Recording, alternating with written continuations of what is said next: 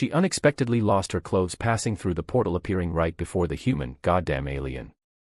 Tech, muttered Arthur Kane as he slammed his fist against the control panel. The interdimensional portal's blue light flickered mockingly in response, like a dying firefly refusing to give up. The ghost sweat beat on his forehead, trickling down his temple and disappearing into his neatly trimmed blonde beard. 6 hours of calibration and the temperamental piece of was still acting up. The Galactic Diplomatic Corps had chosen him their top engineer for this assignment, and failure wasn't an option, not with the Verilion ambassador due to arrive in less than 20 minutes. Arthur ran his callous fingers through his short blonde hair and took a deep breath with his muscular frame tensed as he adjusted another setting. His broad shoulders hunched over the alien console. Come on, you stubborn bastard, he whispered, twisting a dial with a surgical precision. The portal's frame hummed, its energy field fluctuating between stable blue and unstable purple. Arthur checked his watch.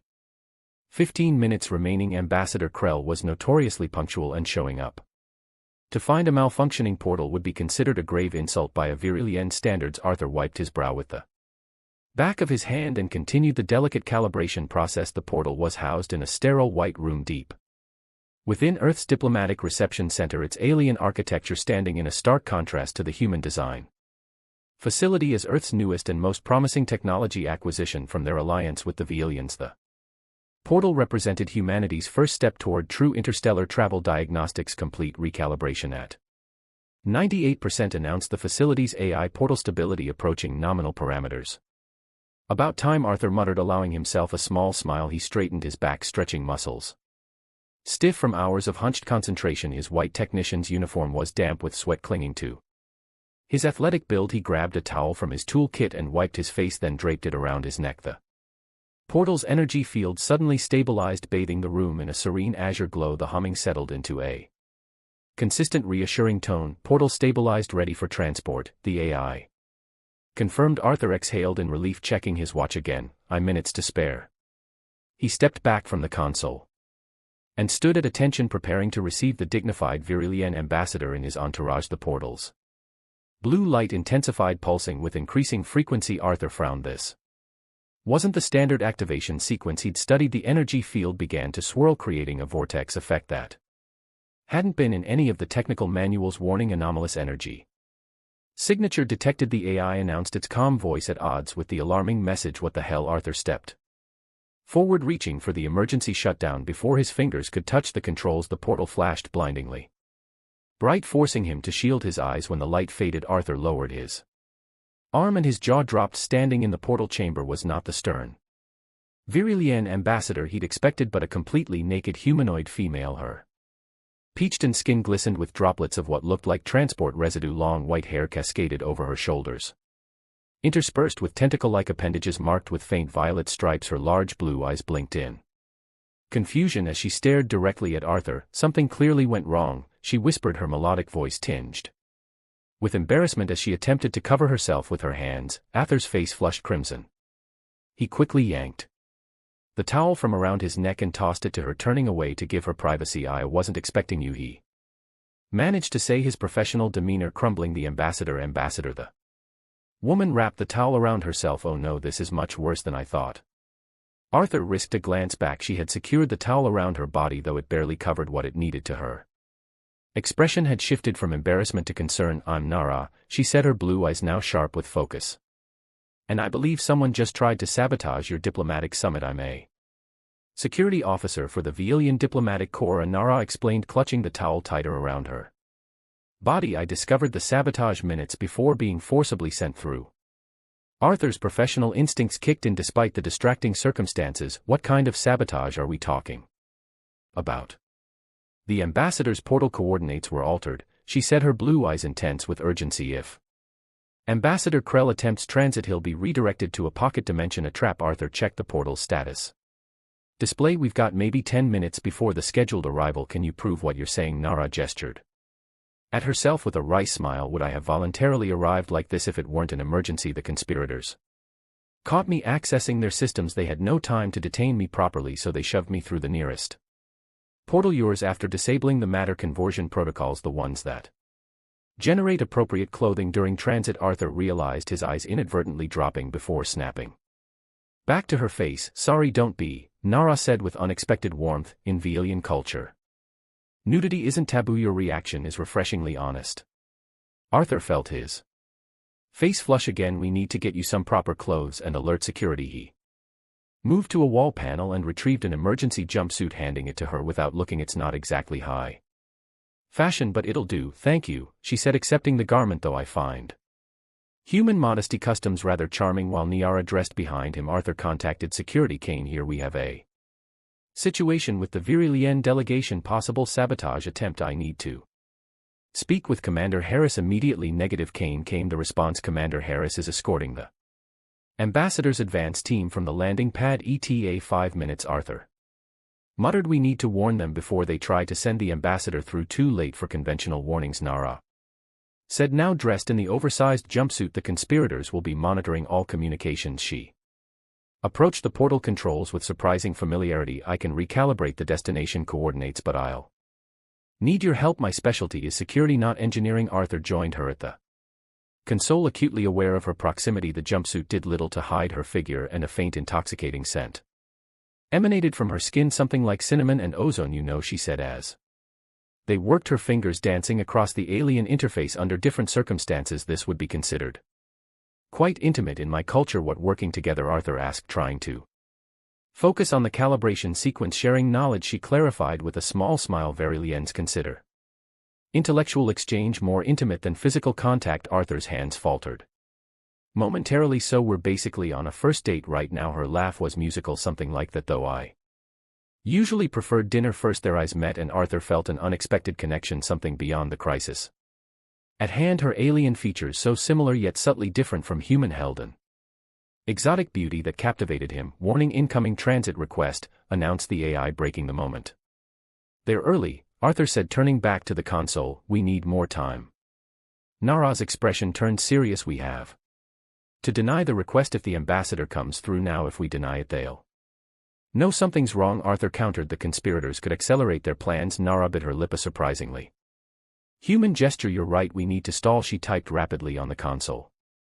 I'm sending a calibration error message. Standard procedure requires a 3-minute wait before we try. Smart. Arthur nodded appreciatively. That buys us time to finish the recalibration. They worked in synchronized harmony, her knowledge of Veilian protocols complementing his technical expertise. As they raced against time, Arthur found himself increasingly drawn to her, not just physically but intellectually. Her quick thinking and calm under pressure impressed him as much as her exotic appearance. Almost there, Nara said, her shoulder brushing against his as they hunched over the console. One more sequence.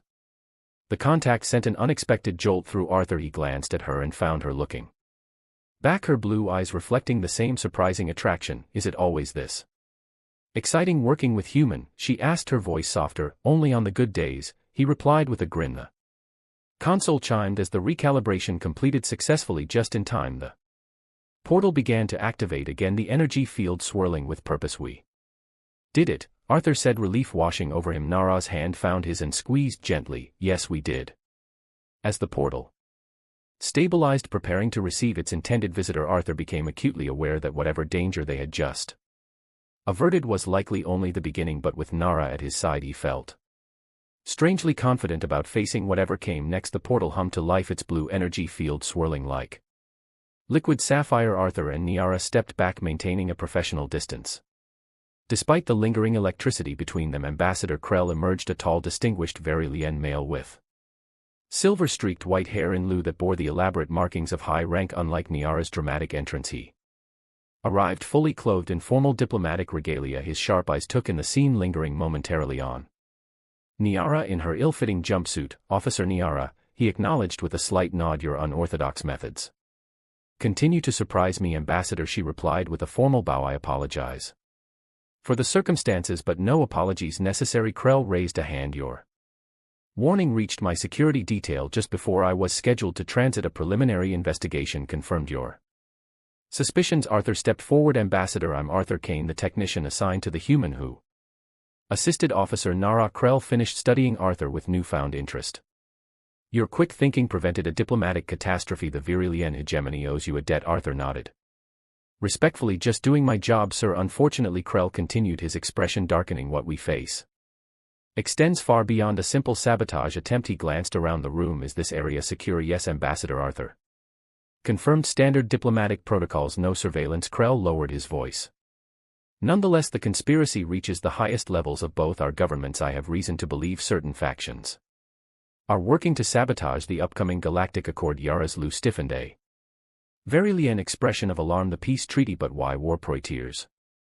Isolationists, those who fear change. Krell replied grimly. They operate through a shadow organization called the Eternal Divide. Arthur frowned. And you think they have operatives in Earth's government? I know they do, Krell said, which is why I can trust very few people right now, including my own security detail. He turned to Yara. Your unexpected arrival through this portal has provided an opportunity. You're not officially here, which means the conspirators don't know about you. What are you suggesting, Ambassador? She asked. In 3 days there's an exclusive diplomatic gala at the Orbital Nexus Station. At every high-ranking official from both sides will attend. Krell's eyes moved between them. I need you both to attend undercover and identify the conspirators. Arthur blinked in surprise. Me, I'm just a technician who can recognize portal sabotage, Krell countered, and who has already demonstrated loyalty to the Alliance. Nara stepped closer to Arthur, her shoulder brushing his. Will need credentials, equipment all arranged, Krell assured them. You'll pose as a bonded pair, a minor Verilien noble and her human consort. Such arrangements have become fashionable since our species began diplomatic relations. Arthur felt heat rise to his face at the implication. A glance at Nara revealed a subtle violet flush across her cheeks. The Verilien equivalent of a blush. A bonded pair, she repeated. That would require considerable cultural preparation. Krell's expression remained impassive. I'm aware of the implications, Officer Nara. However, the cover must be convincing. The Eternal Divide will be watching for infiltrators. Will make it work, Arthur said with more confidence than he felt. The prospect of posing as Niara's consort stirred complicated feelings, professional concern mixed with undeniable attraction. Good. Krell handed them each a small data crystal. These contain your cover identities and intelligence briefings. Memorize them, then destroy them. He checked his timepiece. I must proceed to the official reception. My first arrival on Earth must appear as scheduled. With a formal bow he added, the fate of our alliance rests with you both. After Krell departed, an awkward silence fell between Arthur and Nara. So, Arthur finally said, a bonded pair, huh? Nara's lips curved into a smile. In Vielian culture such bonds are comprehensive. Arthur raised an eyebrow. Intellectually, emotionally, physically, she explained, her blue eyes meeting his with unexpected boldness. To convincingly pose as my consort you would need to understand Verilien customs intimately. The word intimately hung in the air between them. I'm a quick study, Arthur replied, his voice lower than intended. Nara stepped closer. The space between them charged with possibility. There are nuances to Verilien bonding that can't be learned from data crystals. Her hand reached up, hesitating just short of touching his face. For instance, bonded pairs share a specific type of energy exchange. It would be immediately obvious to other Virilans if we hadn't harmonized. Arthur swallowed hard. Harmonized, it's a physiological process, and she explained, her fingers finally making contact with his jaw. Quite pleasant, actually. The touch sent a current of warmth through Arthur's body. I'm willing to learn whatever's necessary for the mission. Nara's lip curled slightly, a sign of pleasure. He guessed, we have 3 days to prepare. It should be just enough time if we're dedicated to our training. As she spoke, her other hand found his. Their fingers intertwining. The simple contact felt more significant than it should have, for the mission. Arthur agreed, though both knew their mutual attraction had already transcended professional necessity. For the mission, Niara echoed, her eyes suggesting much more. The diplomatic apartment provided by Ambassador Krell was luxurious by any standard. A penthouse suite overlooking New Geneva's glittering skyline. Florida ceiling windows offered panoramic views of Earth's premier diplomatic district, where humans and aliens from a dozen worlds conducted the business of peace. Arthur whistled as they entered. Nice digs. Guess being conspirators has its perks. Counter-conspirators, Niara corrected with a smile, setting down the secure case containing their mission materials. She ran her fingers along a polished stone countertop. This apartment is designed for Verilien comfort while accommodating human guests. Note the higher ambient temperature and humidity. Arthur loosened his collar. I noticed feels like Florida in August. Is that unpleasant? Why? Asked, concerned in her blue eyes. No, just different, he assured her.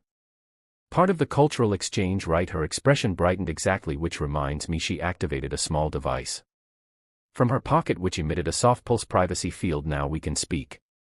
Freely about our mission in our cover. Arthur nodded, trying to maintain professionalism despite the intimate implications of their assignment. He unpacked the data crystals, projecting their contents onto the apartment's holographic display. Lady Niara Belsora.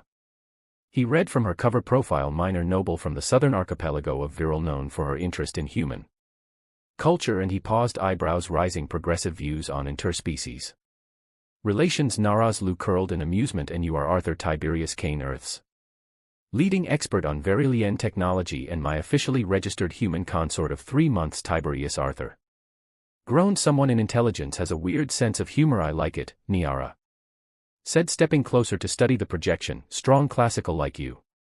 Their shoulders touched as they reviewed the intelligence briefing. Arthur was acutely aware of her warmth, the subtle scent of her skin like cinnamon, and something alien yet enticing. According to this, Niara continued, seemingly unaffected by their proximity. Bonded pairs are expected to display certain behaviors at the gala: physical closeness, synchronized movements, occasional touches. Her fingers brushed his arm. We should practice. Arthur swallowed. Right.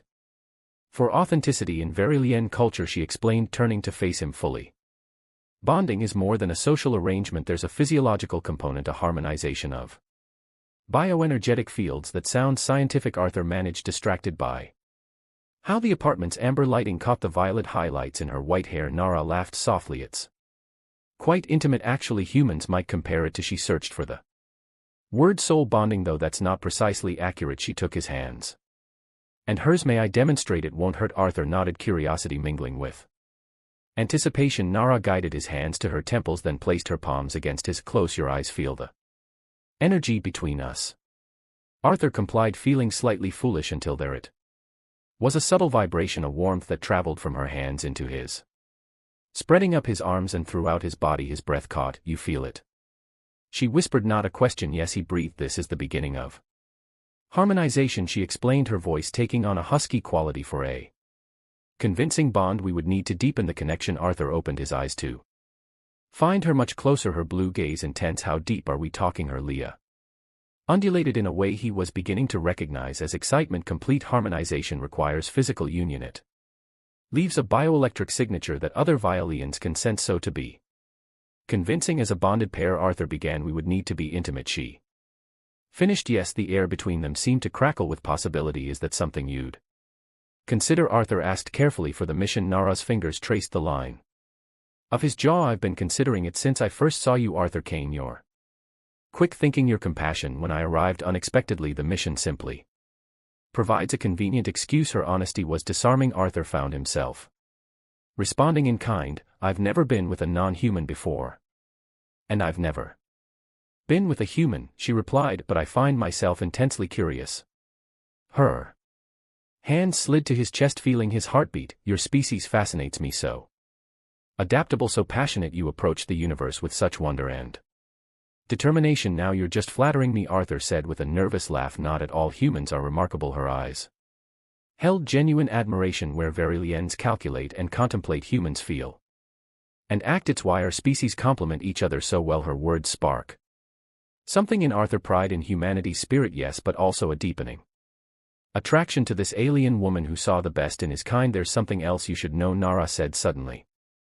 Serious Virilien bonding can have consequences. Our species are genetically compatible in ways our scientists never anticipated. Arthur raised an eyebrow.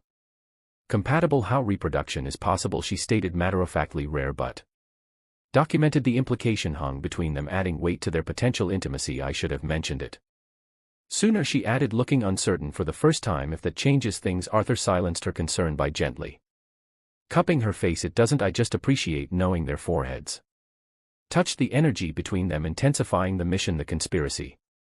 Everything faded against the reality of this moment, this connection forming between human and Bielian. Show me, Arthur whispered. How to harmonize? Nisha's smile was answer enough as she led him deeper into the apartment, the city lights painting patterns across their skin as clothes were shed and boundaries between species dissolved into something new and wonderful. Arthur awoke to the soft glow of dawn filtering through the apartment's tinted windows. Beside him, Nara slept peacefully, her white hair split across the pillow, Lou occasionally twitching with dreams. The events of the night before their harmonization had changed something fundamental between them. Only he could feel it, a subtle resonance like a tuning fork struck to Match his exact frequency. He brushed a strand of hair from her face, marveling at how quickly the universe could transform. 3 days ago he'd been a technician fixing a portal, now he was bonded to a Varillian security officer preparing to infiltrate a conspiracy that threatened galactic peace. And somewhere during that whirlwind, Haida began falling for her. The communication panel by the bed chimed softly. Arthur carefully extracted himself from Niara's embrace and tapped the receive button, keeping the volume low. Ambassador Krell's face appeared, his expression grave. Kane, is Officer Niara with you? She's asleep, Arthur replied, angling the screen away from the bed. Wake her, this is urgent. Something in Krell's tone sent a chill through Arthur. He gently roused Niara, who blinked awake and immediately sensed the tension. Ambassador, she asked, wrapping a sheet around herself as she moved into view of the screen. The timeline has accelerated, Krell said without preamble. The treaty signing has been moved forward to tomorrow evening.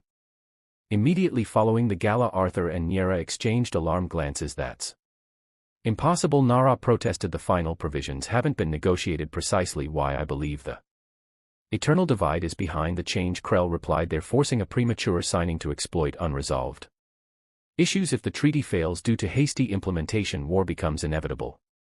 Arthur finished grimly. Krell nodded. You now have less than 24 hours to identify the conspirators. The gala begins at 1900 hours. Your credentials and attire will be delivered by a secure courier at noon. The transmission ended abruptly, leaving them in stunned silence while Arthur finally said, nothing like a deadline to focus the mind. Nara's lip curled with determination. We need to review the guest list, identify potential suspects. She rose from the bed at the sheet falling away as she reached for a data pad. Completely unself-conscious about her nudity, Arthur found himself smiling at this cultural difference. Varillian comfort with the natural body versus human modesty. What? She asked, catching his expression. Just appreciating interspecie, he replied with a grin. Her eyes sparkled with mischief. Last night was certainly diplomatic.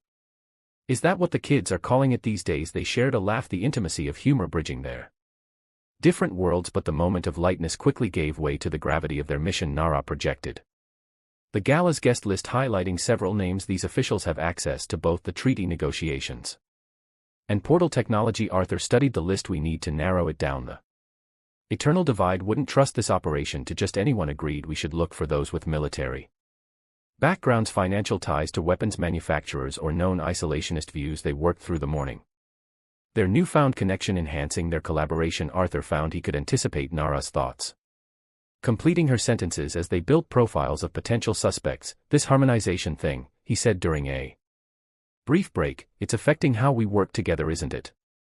Nara nodded, her